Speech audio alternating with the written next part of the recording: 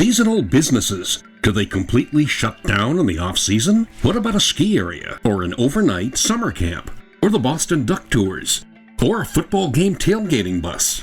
We look at the business of seasonal businesses on this episode of The Language of Business, sponsored by Morse, Barnes, Brown, and Pendleton, providing corporate, IP, and litigation representation in Boston, Cambridge, and Waltham. Here's our host, Greg Stoller. Imagine doing 52 weeks of work every year for 7 weeks of payoff. Such is the challenge of running a summer camp. Welcome to Jeff Hacker, the head of Camp Cedar in Casco, Maine, to the Language of Business. Good morning. How do you manage to do that much work year-round for a season that effectively runs for 7 weeks? Well, we're all in for 7 weeks, and it's really a little bit more than 7. We have the kids are there for 7. We have staff a couple extra weeks, and we do have a little shoulder season. We run a few more things, but it's 24/7 for that 10-week program, and it takes a lot to get set up every year. What happens to the facilities and staff on the off season as well? The facility is open all year round with our caretaker. We're always doing projects. Right when camp closes, we do all the repairs. We work on all the fields, all the facilities, all the projects that are going on. So we do have staff even up there right now and throughout the winter. The most of the staff is seasonal except for our caretakers and just a couple of the directors and human resources. Do you get a high renewal rate of both campers and staff? Well, the camper return rate is off the charts. I mean, we're in the high 90% most years. The staff, we have a lot of key staff that come back year after year, but our counselor staff is mostly college kids, and so they come for a couple years, and there is turnover built in, and we have to recruit a lot of new staff every year. Would you ever consider doing off-season events for either constituency? We did expand the shoulder season. So right after camp ends, we do have a scholarship camp. This year we're going to be having Harlem lacrosse up there. We have some school groups come up there and do some orientation. We have a women's retreat, and we rent it out to a soccer and volleyball camp. There are other camps that do weddings, and there's a whole family of activities that other camps are doing to extend the season a little bit. How do you account for word of mouth? We have been doing this for 63 years. We've built up a great reputation. We've got really happy kids. We've got really happy parents. It's a very important part of these kids' lives coming to camp, and even the families' lives. And for a family that has 2 or 3 kids, they could be coming up to camp for 15 years and really their whole childhood. So they are important partners in the whole experience. And what do you think the camp's competitive advantage is over other similar camps? We are a family camp, so we do have, my mom is still up there, my daughter's there, my wife, my sister, my brother-in-law. We've got terrific facilities, and it's just a really warm, caring feeling about the place. So we have, we're not the slickest New York camp, but we're kind of the good guys, and it seems to be working with our clientele. And it's non-religious, but focused mostly on sports? We're a traditional, well-rounded camp, but we have to like sports. We do our sports very well, but we've got great wood shop, we've got a great nature program, tripping program, rocketry, digital media. It's pretty wide-ranging programming. Some of the camps provide for first session, second session, or even 1 or 2 weeks at a time. Why doesn't Camp Cedar do that? Well, we are a traditional camp, a bit of a dinosaur, but it's full season camping, and our kids come for the 7 weeks, and it's really a much better program. When you're there that long, you really get to settle in, you get to be very much at home there. It's really developed the family feel to the place, everybody knowing one another, so when kids are coming and going, it can be disruptive, and certainly there's some great short session camps, and I encourage people if that fits for their lifestyle, but the full season camping is really something special. After having done something for 63 years, which is an impressive number, do you feel the need to innovate every year and make next year just so unique because it's another season? We are a little bit of a time warp, so many things that are important about camp is the tradition and the spirit, and that we are going back to a safe place that they know, but we are always looking for new ideas and new programming ideas, better ways to teach, work with the kids, more programs, different activities, so we are always innovating. It makes the job really exciting. What does the city of Casco, Maine think about 63 years? The city of Casco, Maine, well, it's a sleepy little quiet town, which is very nice, but we're good partners with our town. There's not much going on there. A great ice cream shop and a little corner store, but we're very friendly with the town manager. They're very supportive of what we do there. And where do you draw your kids from? Is it just from Maine, or is it Massachusetts, or a little bit of everything? No, so our clientele comes from suburbs and urban areas throughout the Northeast, primarily Boston, greater New York, greater Philadelphia, Philadelphia. We have a pocket of Chicago kids, a pocket of Cleveland kids, a pocket of Florida kids, and a few international kids, 1 or 2 from Texas, really all over the place. Because they come for 7 weeks, they're willing to travel a little further. Are you finding that technology is acting as a barrier to kids enjoying the camp experience? We are one of the last places where the kids get unplugged, and it's a very powerful thing. Being away from your parents and being unplugged are 2 of the really positive things for these kids. They do miss the technology for a couple days, but once they're up there, they're going so full, it really has become not a big issue. So it's pretty awesome. This is camps, not just our camp, but camps are a place for them to get outside, be in nature, be off the screens, and just be a kid. And if a parent wants to call a kid, what do they have to do? Go through you? No, they will have a couple scheduled phone calls during the season. So they will have a couple phone calls, but they're not walking around with their cell phones. Jeff, thank you. I enjoyed it. Thank you. Jeff Hacker, owner of Camp Cedar in Casco, Maine. Coming up, what do the Boston Duck Tours do in the off-season? What does a football game tailgating bus do in the off-season? But first, what about a ski area? When the Language of Business look at seasonal businesses continues. The Language of Business look at seasonal businesses continues. Once again, Greg Stoller. Everyone knows about skiing in the winter and often spring skiing, but what about the summer? We're on location at Neshoba Valley Ski Area with Al and Pam Fletcher, and welcome to the Language of Business. Oh, it's great to be here. What do you do in the summer? Well, you build a tiki bar on the beach of your snowmaking pond. No, it was kind of a interesting idea. We started doing corporate outings in the summer, and there was a lot of popularity in having corporate outings and group outings during the summer season. And so my brother and my dad and I talked about trying to build something that could offer more for the people than what we already had. So now we have the Sunset Tiki Bar and Grill, and it's a wonderful way to get outside, enjoy the summer fun. We have games and activities, volleyball, horseshoes, tailgate toss, ladder ball. It's a fun way to get outside and enjoy, some of that summer fun, so to speak.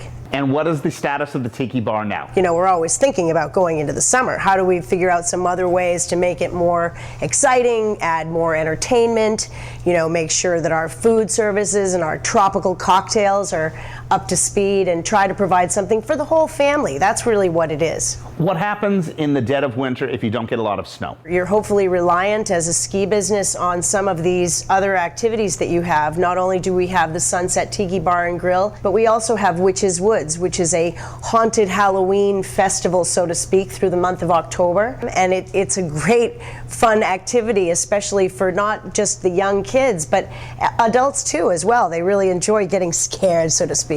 Talk to us about how your father started this with the farmer who sold it to him and where we are today. He had a deal just about inked with a gentleman that owned a hill very similar in size to Neshoba, nowhere near as nice a location, and really not quite as nice of a geographical piece of land. But he, at that time, made contact from the gentleman that was a pig farmer that owned this piece of land, and said, hey, I think this would be a better suit for a ski area.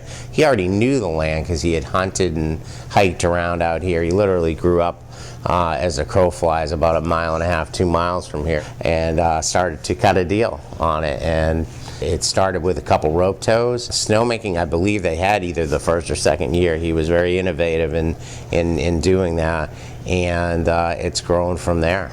How has your business changed over the many years that your family has owned Neshoba Valley? Oh, well, when it first started, it was just a rope tow or two, and it opened in '64, and we have now not only the Neshoba Valley ski area, but there's the tubing park, which has its own entrance, its own lodge, its own facility.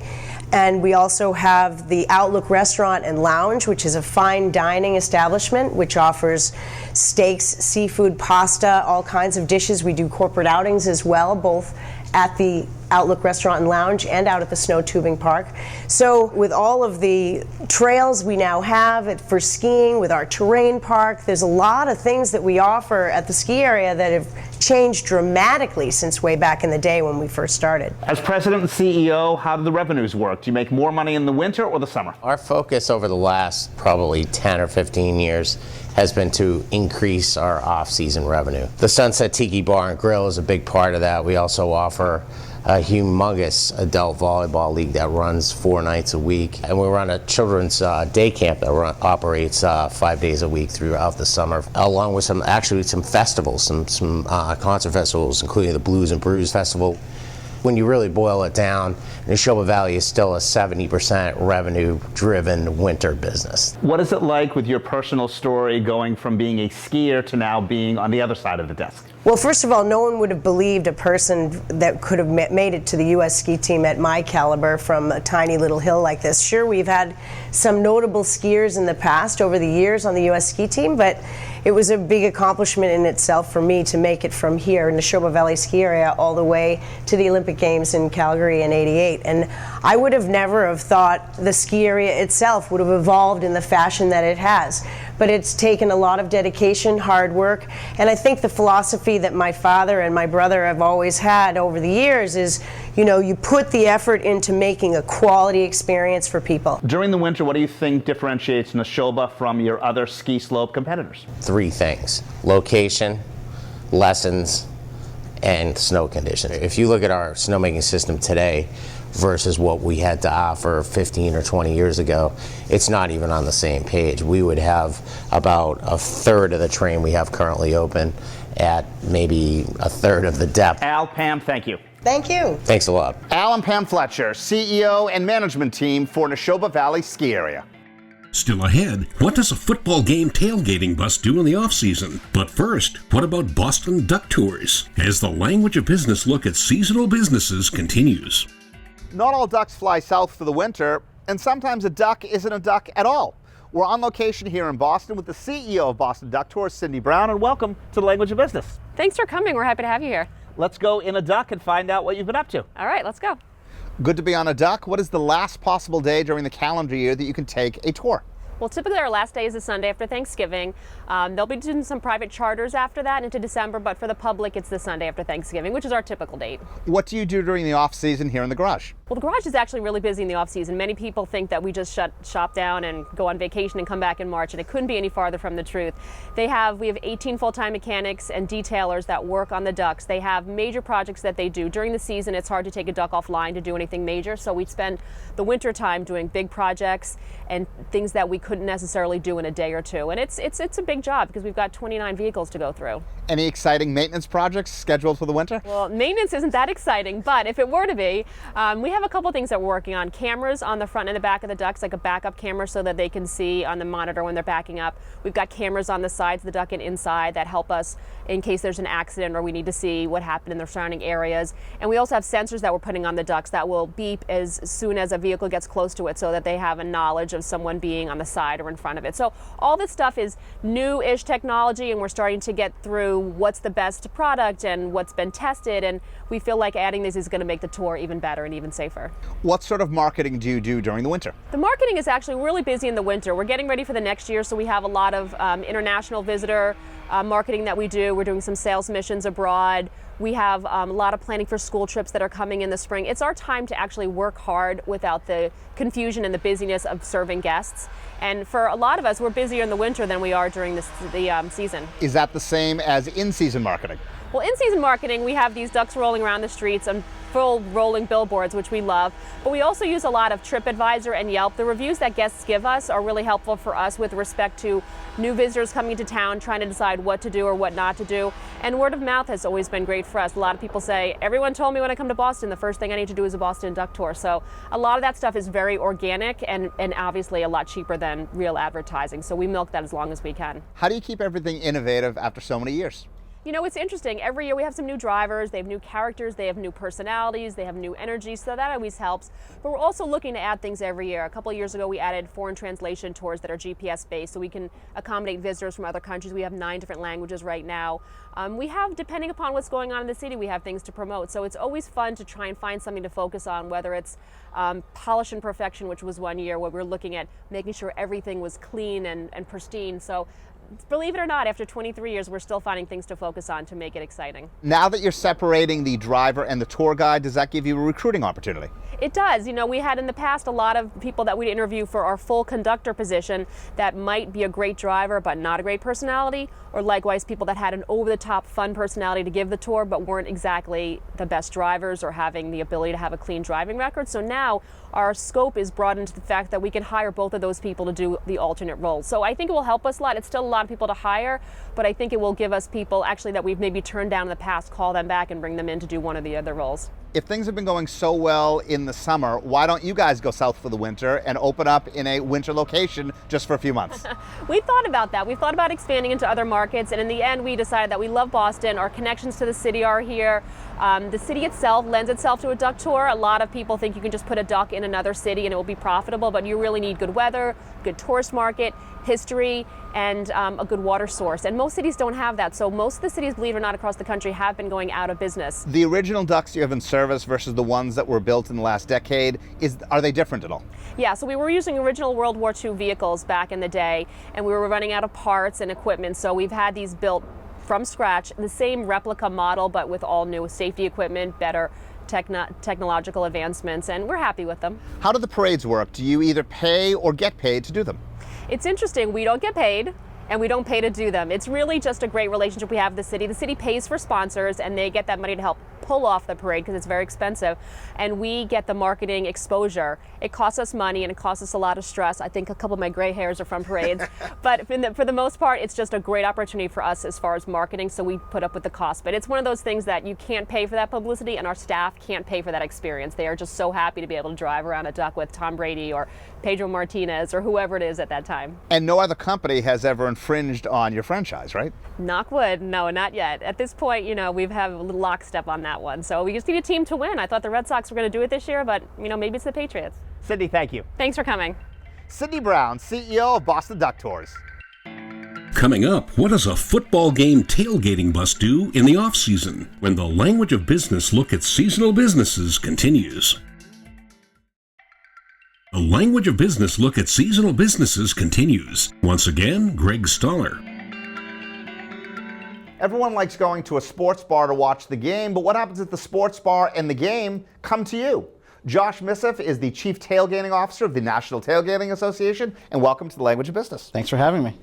Do other sports do as much tailgating as football? Football is predominantly the tailgating sport, but it's a growing phenomenon in baseball, hockey with the Winter Classic especially, college basketball tailgates here and there, NASCAR is a huge tailgating phenomenon, and the growing popularity of summer music festivals. How are you planning on expanding? Which one do you do next besides football? Well, we do a lot of baseball currently, and we also have a good roster of hockey clients in certain cities depending on the setup and the layout of the stadiums and the parking lots. Does the margin vary by sport?